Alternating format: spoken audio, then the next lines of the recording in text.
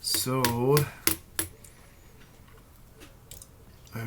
I finished uploading the rest of the videos I recorded to YouTube, and I don't know, it all takes time. And I still had kind of some time, so I started writing the lyrics for the next song.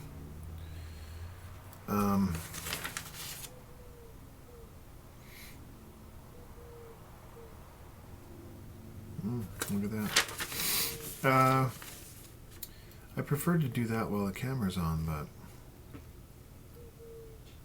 I don't know.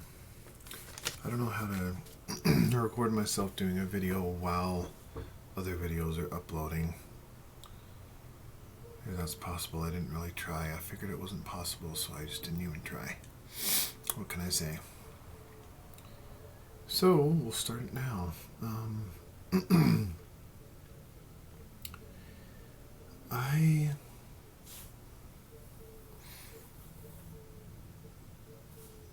Two things this song's going to kind of touch on, and these will probably be recurring themes in future songs and whatnot, because these are things that really bother me about life.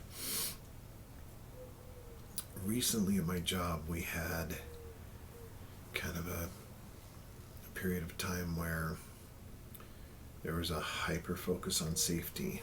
A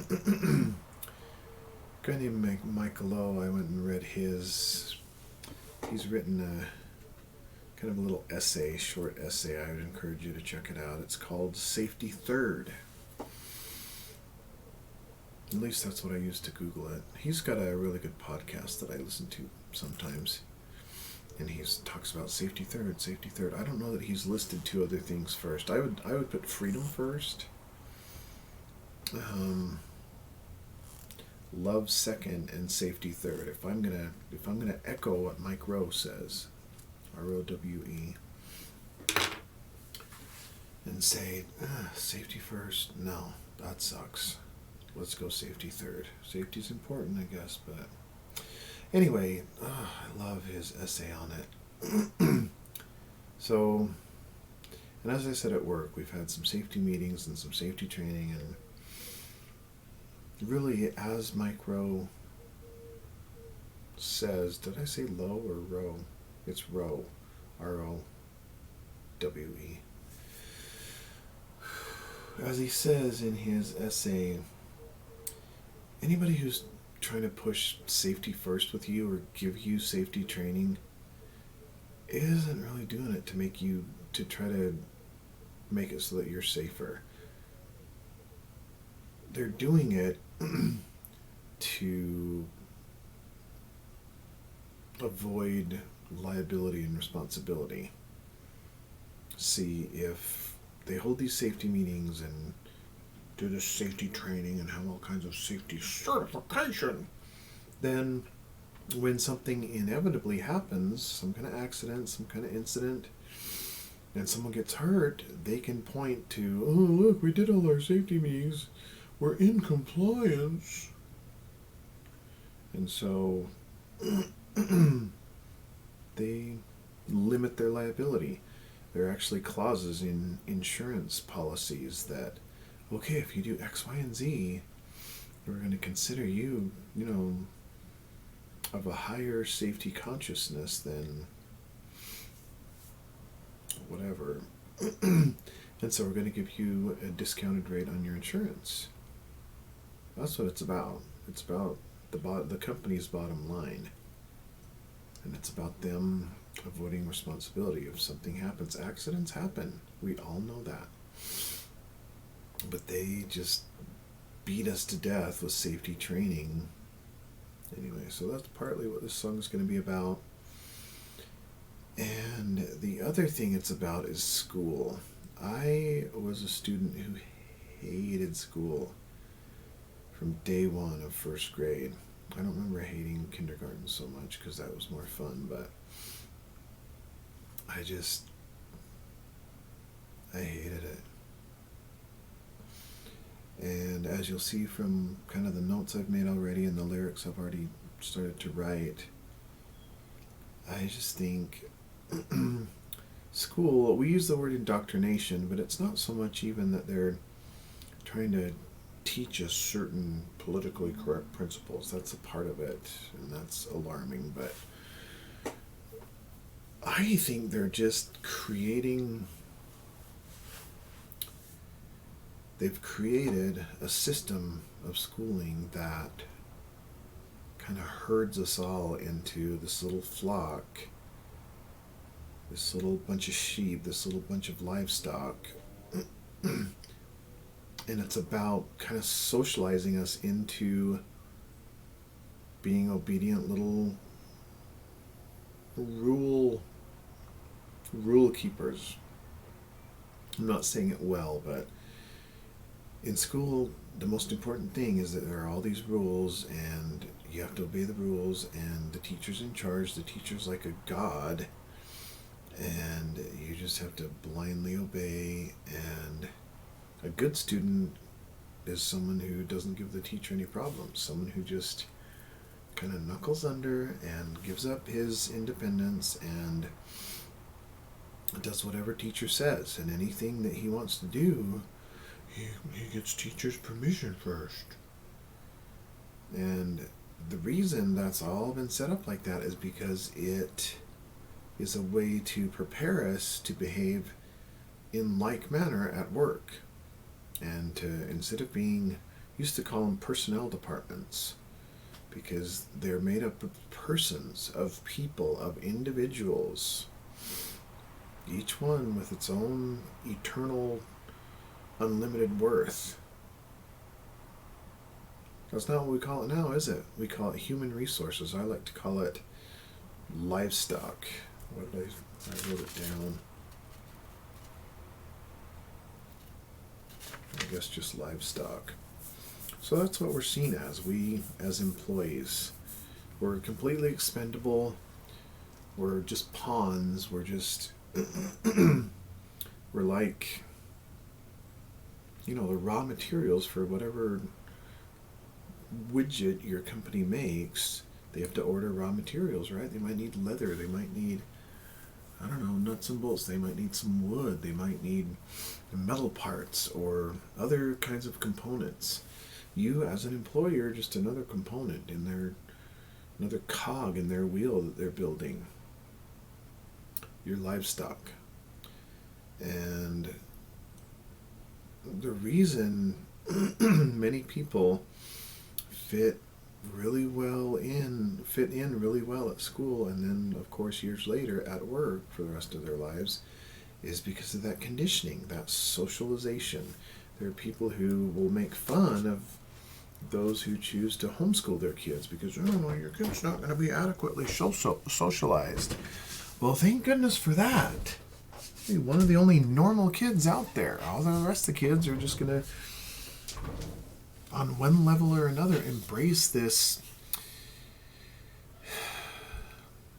socialization into a sheep, into livestock.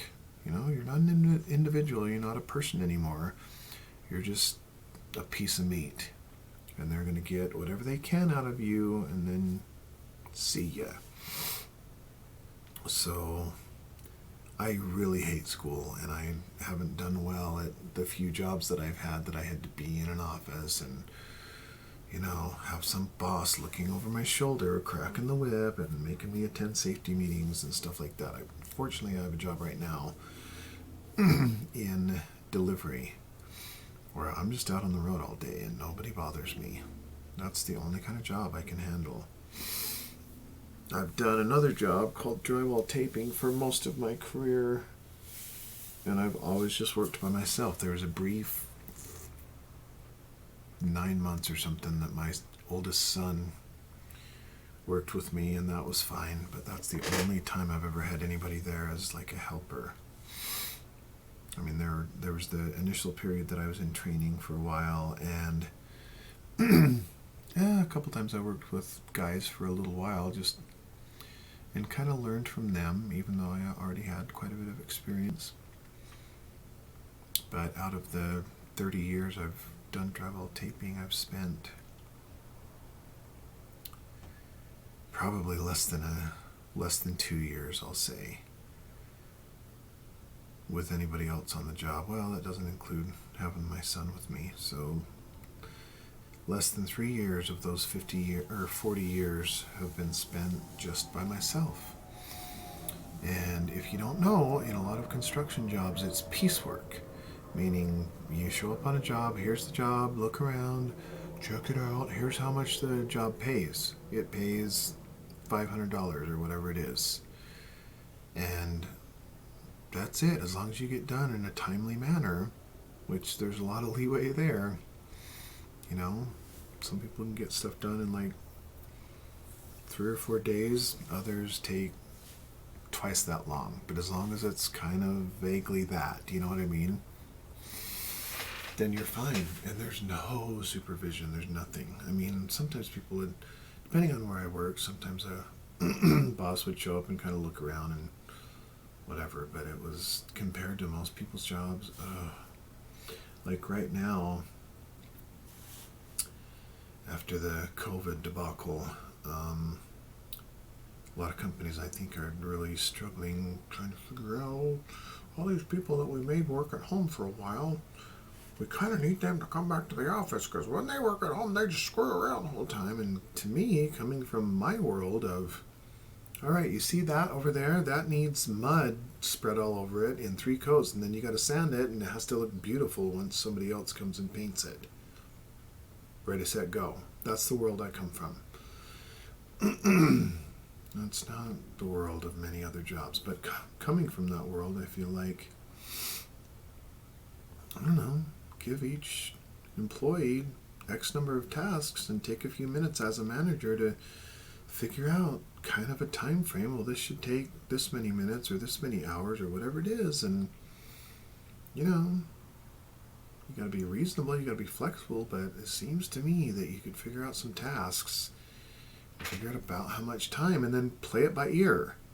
If you feel like you're being extremely generous and, okay, so for this 40-hour week, these 7 things should easily be done, right? They could actually be done in like 25 hours, but I'm giving this employee 40 hours, whatever it is. And if it's stretching into the end of a second week, 80 hours, then yeah, okay, you might have a problem. But I think in the majority of cases you could, anyway, I'm getting way off track. All I'm saying is our entire system of schooling and employment are broken. The whole hourly wage thing is horrific. Or salary or whatever. People need to be paid by the job. It needs to, I know it would be extremely difficult to quantify everything, and kind of like what I was saying, but this thing where we just show up at work and somebody's in charge, you know, that's kind of the stand-in for the teachers that were in charge of our lives for those first 18 years of our lives. So there's, when you have that much supervision, there's kind of a part of you as a human being that's going to almost evade responsibility. Well, somebody else is in charge of me. I just have to do whatever he says. You have no initiative. You have no... you're not really an entrepreneur. You're not really going to engage your own ingenuity. You're just going to, well, whatever they tell me to do, I guess I'll do. Because if you do, for a lot of managers, I think if you bring up and do the equivalent of raising your hand and say, I really think we could change this process right here and make it a lot better in X, Y, and Z way, instead of doing the ABC that you handed me. I think I can do this more quickly, more efficiently, and actually do it better to better serve our customers if I do this other thing. There's more than one way to skin a cat. I think a lot of times if you try to do that, you know, you're going to be slapped down. So I think pretty soon you just get, what's the word for that? Apathetic, and you just kind of do the bare minimum. And then management's going to complain, all he cares about is doing the bare minimum, collecting that paycheck. He doesn't want to have to work. Well, you're not engaging him as a human being. You're treating him like he's, I don't know, a screwdriver in your hand, a hammer in your hand, a drywall knife. Fill in the blank with your own kind of tool, a pencil or a pen. You know what I mean? And that's not what people are. You give some vague guidelines and let people take the ball and run with it. But you got to let go of the ball. If you go back to your school days, that's not anything any teacher's going to smile on either. If you raise your hand and you're like, I think we got this particular aspect of long division. Could we, make a suggestion or ask if something different could be done? I don't think your teacher's going to like that either. Because, in my opinion, most of these teachers just are kind of frustrated. I guess I have a lot in common with them, because the main thing that makes making these videos so much fun is it's a kind of performance. So I think for most teachers, I don't know, they don't get enough attention in their lives, or didn't get, as children and adolescents and young adults, and so they dive into teaching because they get to stand up there and be in charge of everything and boss a bunch of little people around, and their word is law, and they just have a bunch of unquestioning followers, and that's the appeal of being a teacher. And so that it turns into that. And for a variety of other reasons, it's just such a crappy system where it's all just, it goes back to that concept of square pegs being forced into round holes. A lot of us are square pegs, and you can try as hard as you want to force us to be a normal kid or act calm or whatever it is. And a lot of that focuses on, I think, little boys, because little boys are more energetic and they're more rowdy. They like to wrestle and stuff. It's not at all what any teacher wants done in class. And so we've medicated a lot of our boys out of boyhood. Not allowed to be little energetic boys. We want them to act more like girls, more like little sheep. They'll just obey the rules and just not question teacher. Teacher, can I use the bathroom? And so it's a problem in our society, I think. So that's almost 18 minutes of just jawing about the impetus for this song. So let's get to it here on these lyrics.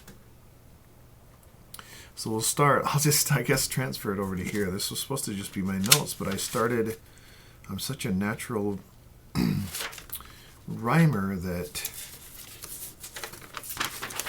I started writing lines, of course. So if you remember that old Pink Floyd song, We Don't Need No Education, we didn't need no education.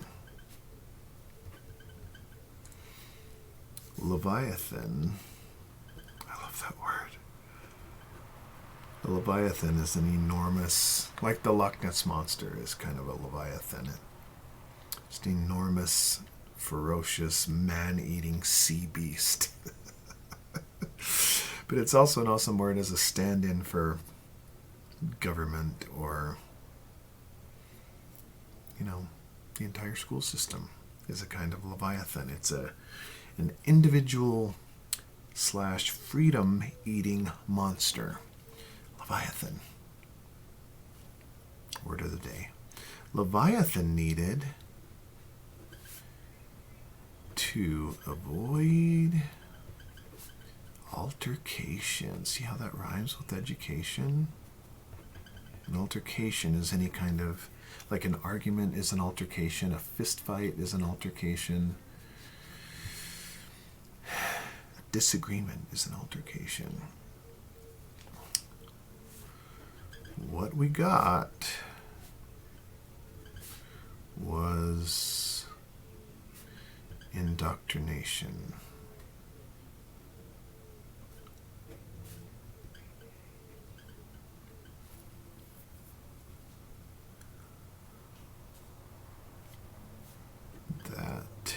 ensured we wouldn't rise above our station.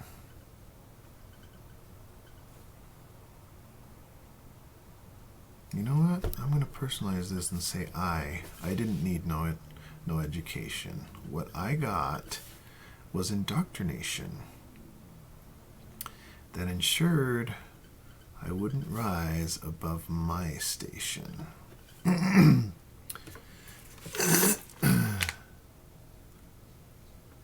guess that'll come later.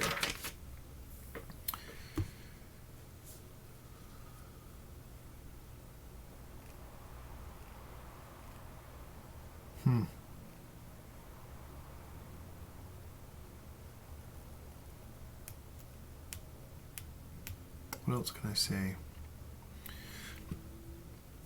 Indoctrination isn't really the right word, as I mentioned in my 18-minute rant.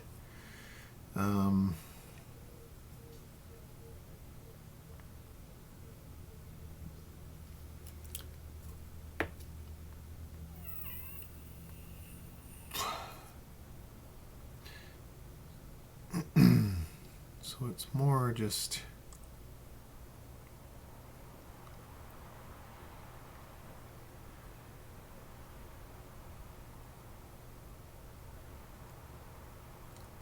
I'd love it if I could rhyme more words with education, altercation, indoctrination, and station.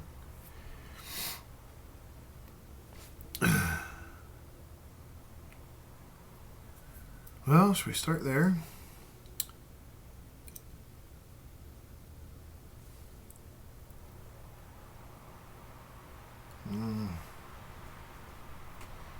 Vacation, I suppose. Cessation.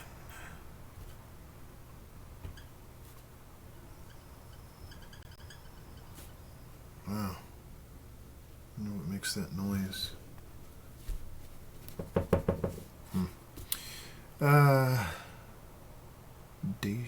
Degradation.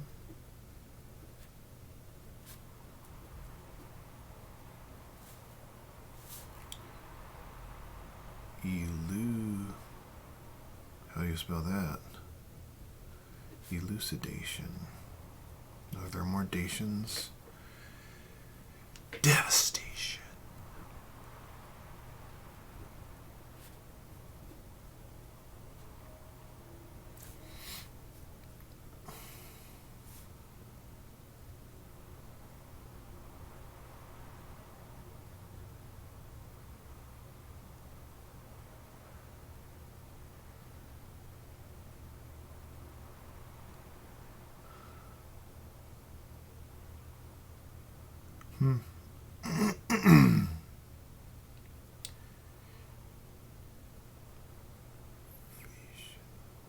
Aggravation?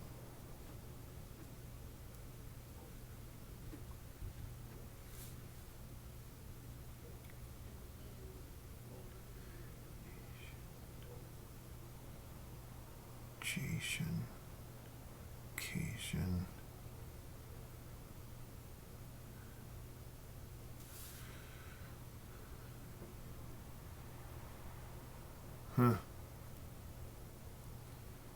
Relation.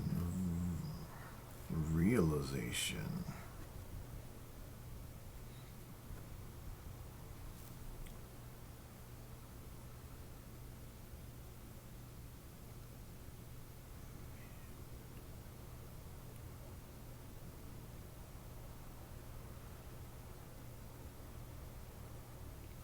Maturation.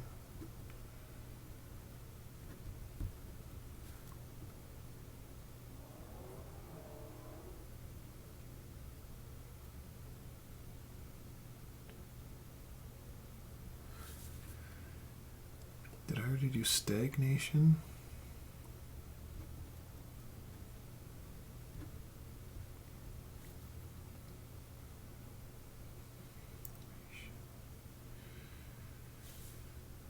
Generation? I didn't do that.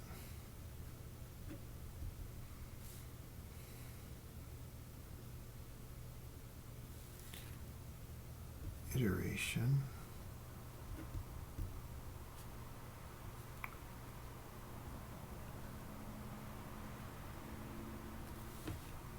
Amplification.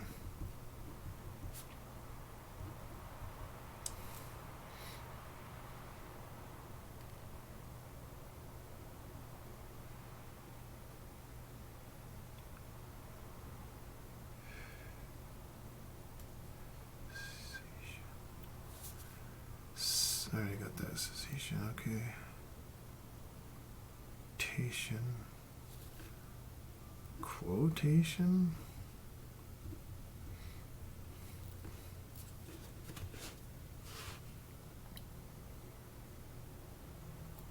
Did I do motivation?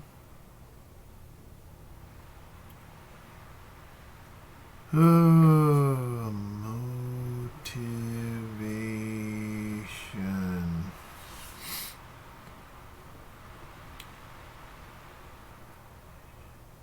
Dictation.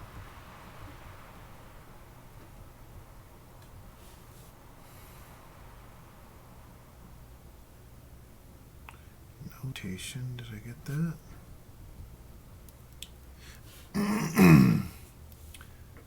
Alleviation.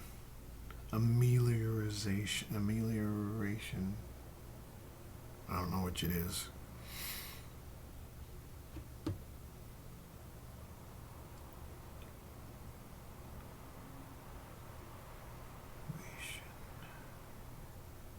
Captivation.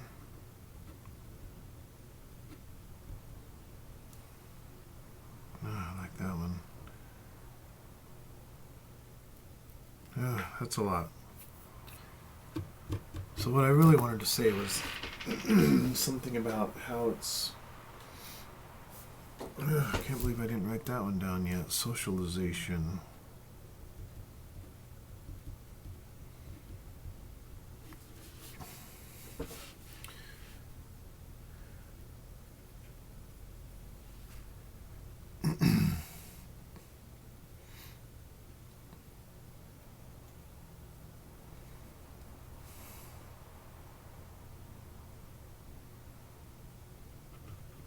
This broke my spirit and called it socialization.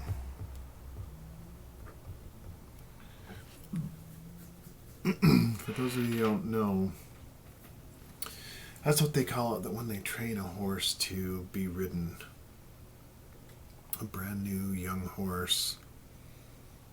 It's not a natural thing for somebody to jump up on his back and ride him. So the rancher has to go through this whole process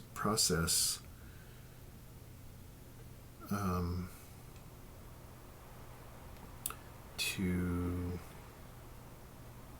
I'm going to say, socialize the horse into allowing a man to ride him. And they call that breaking the horse's spirit. I'm not saying we should stop riding horses, but it just seems terrible to me. I've ridden a horse. It's fun.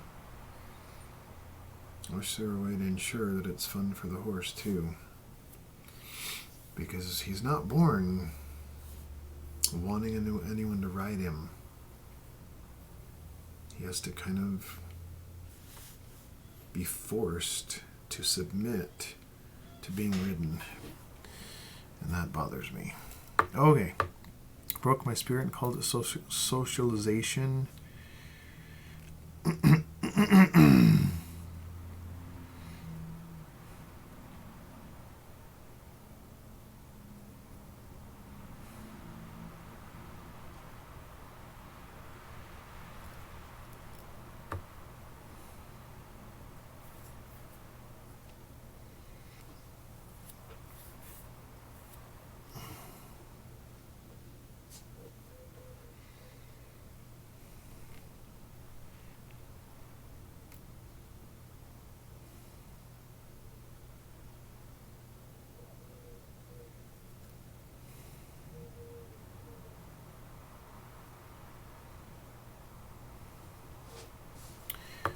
say this?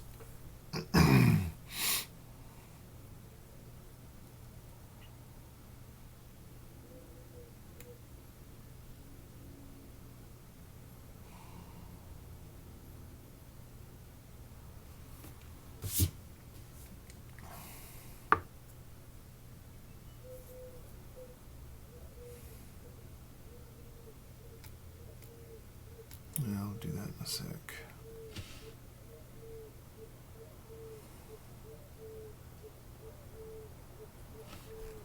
Do that right here. Schools are prisons with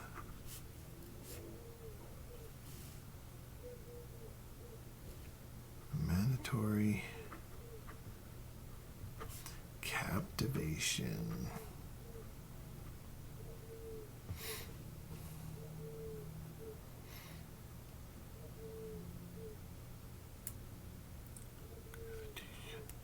What?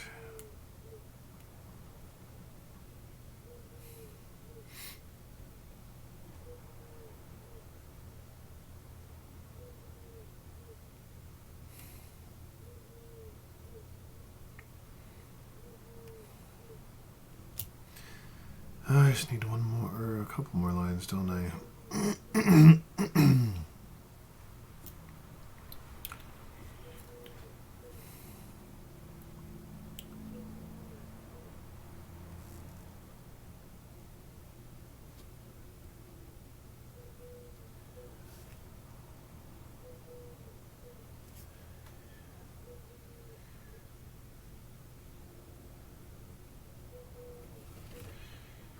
Sold to us as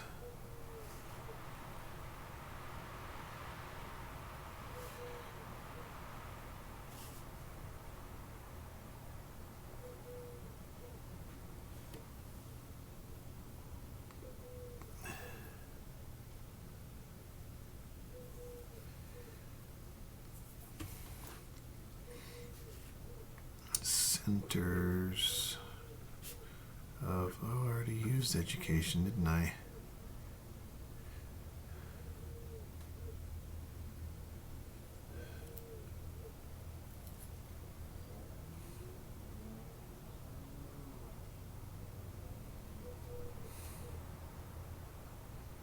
I don't want to use it again.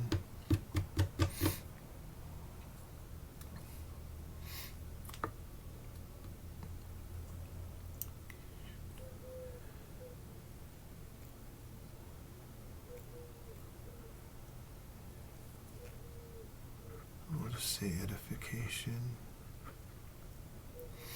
Broke my spirit and called it socialization. Oops.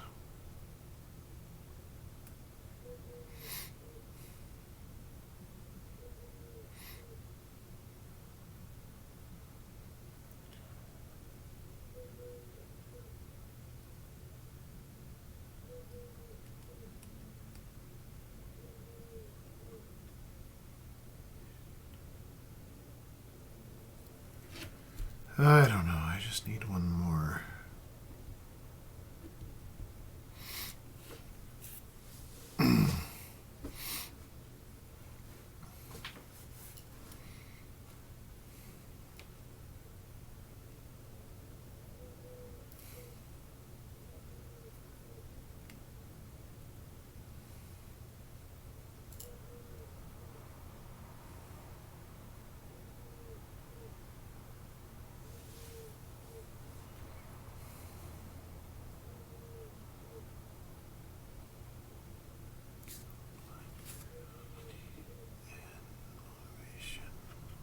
Killed my curiosity and motivation. Okay, that's 8 lines.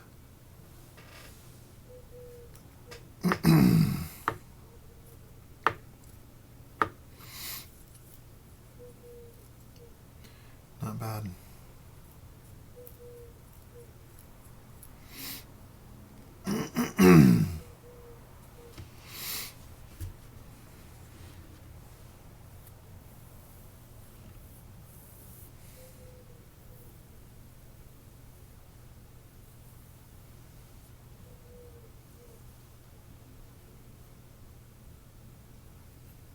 All right. I think I need a break.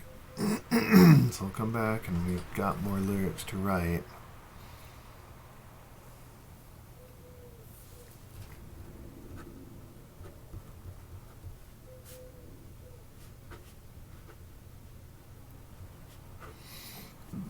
I need a verse about